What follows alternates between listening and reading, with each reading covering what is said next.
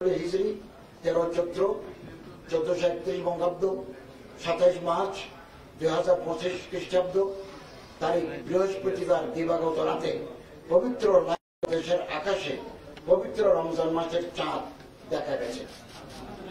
এমত অবস্থায় আগামী 17 ফাল্গুন 1431 বঙ্গাব্দ 2 মার্চ 2025 খ্রিস্টাব্দ রোববার থেকে 1446 হিজরি সালের পবিত্র রমজান মাস গণনা শুরু হবে। তো প্রেক্ষিতে আগামী 26 রমজান 1446 হিজরি 13 চৈত্র 1431 বঙ্গাব্দ 27 মার্চ 2025 খ্রিস্টাব্দ তারিখ বৃহস্পতিবার দিবাগত রাতে পবিত্র লাইলাতুল কদর উদযাপিত হবে ইনশাআল্লাহ। মহান আল্লাহ রাব্বুল আলামিন আমাদের সকলকে নেক আমল করার, রমজানের শিক্ষা এবং আদর্শ পরিশুদ্ধি মেনে চলার, পবিত্রতা রক্ষা করার তৌফিক দান করুন, আমিন। আসসালামু আলাইকুম ওয়া রাহমাতুল্লাহি ওয়া বারাকাতুহু।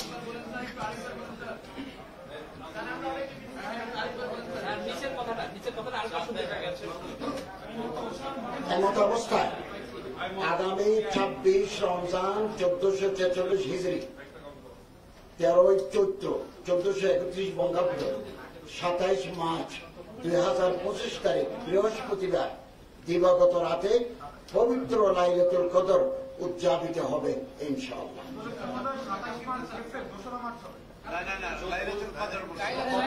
লাইলাতুল কদর যে আমরা যাকে শবে কদর বলি, এই শবে কদর বা লাইলাতুল কদর উদযাপিত হবে 27 মার্চ 2025 তারিখ বৃহস্পতিবার দিবাগত রাতে।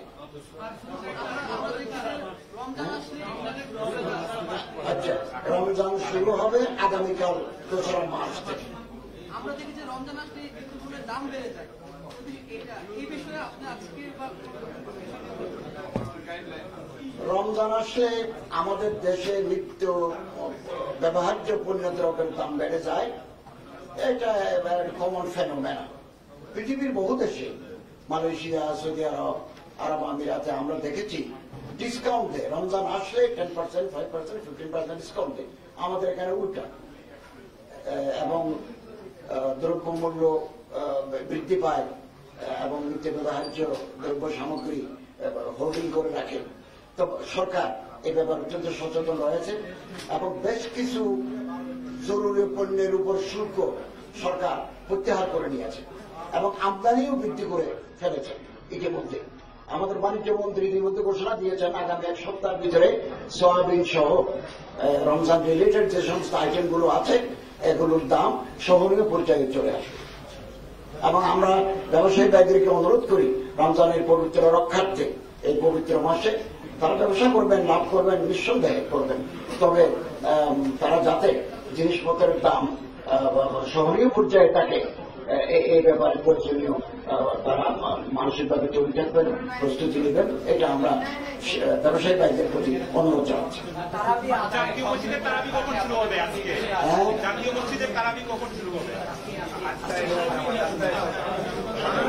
আচ্ছা, 8টায় এশারের নামাজ, এশার নামাজের পর পরে তারাবির নামাজ শুরু হবে।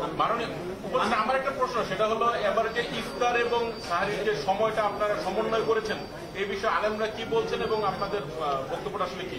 আচ্ছা, আমি বলি, ইসলামিক ফাউন্ডেশন থেকে যে ক্যালেন্ডার বেরিয়েছে এতে খুব বেশি বিভ্রান্তির সুযোগ নেই।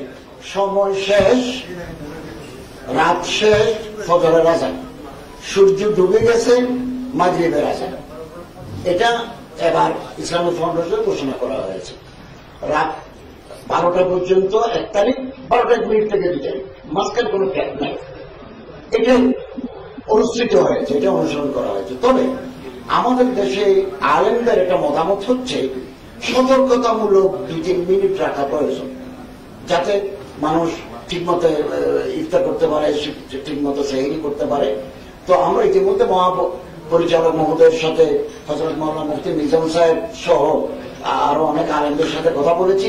আমরা যত তাড়াতাড়ি সম্ভব এই বিষয়ে চাঁদা কমিটির সাথে আরো ইসলামিক স্কলার, আরো মুফতি সাহেবদেরকে সমন্বিত করে এইটার উপরে আমরা আরেকবার একাডেমিক আলোচনা করব এবং যে সিদ্ধান্ত আসবে সেটাই আমরা পরবর্তী সময় অনুসরণ করব। এইখানে একটা বিষয় প্রশ্ন, আমরা যারা মানে টেলিভিশন মিডিয়া কিংবা রেডিও, আমরা যখন ইফতারের সময় হয় আমরা আজানটাও সেই সময়ে হলো প্রচার করি, কিন্তু আমরা সেটা স্ক্রলে দিই, যে কোনো ভাবে দিই।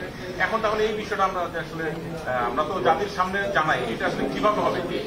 যেমন ইফতারের সময়টা আপনারা দিয়েছেন 6:05 থেকে 6:02 এখন আসছে, এখন এটা কি ওই আজানটা কি 6:02 ইফতার, 6:02 আজান। ইফতার আর আজানের জন্য আলাদা সময় মাগরিবের নেই।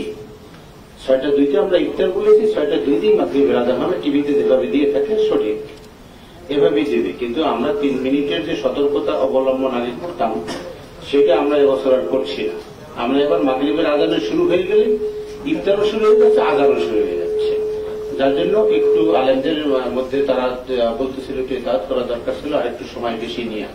কিন্তু এইরকম সুযোগ না থাকে আমরা অ্যাকুরেট টাইমটা শুধু এখানে উল্লেখ করেছি।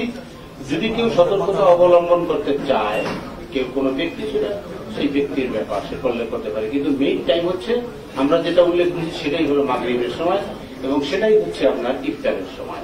সেহরির বেলায়ও তাই, আমরা ওখানে কোনো সন্দেহমূলক সময় রাখিনি বা কোনো বেশি সময় বা কম সময় কমিয়ে দিইনি।